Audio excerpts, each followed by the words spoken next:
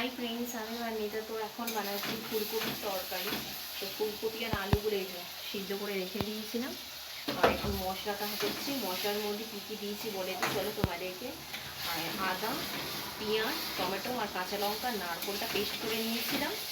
আর কড়ার মধ্যে তেল দিয়েছি, তার মধ্যে জিরে ফোড়ন আর দুটো হচ্ছে যে এলাচ দিয়েছি।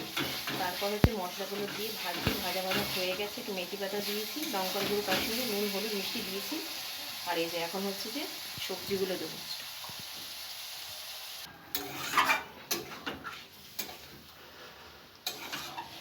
তো ফ্রেন্ডস, তোমরা দেখতে পাচ্ছ আমি এই যে ফুলকপি আর আলুটা দিয়ে দিয়েছি মশলার মধ্যে, মানে মশলাটা কষা হয়ে গেছে, আমি তার মধ্যে দিয়ে দিয়েছি।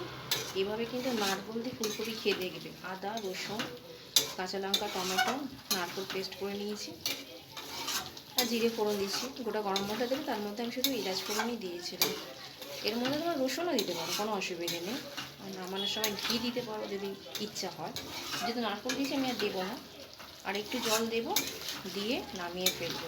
আর কাঁচা লঙ্কাও দিতে পারো আর লঙ্কার গুঁড়োও দিতে পারো, আমি দুটোই দিয়েছি। তো ভিডিওটা ভালো লাগলে লাইক, শেয়ার, কমেন্ট করে আমার পেজটা ফলো করতে ভুলবে না। তো বাই ফ্রেন্ডস।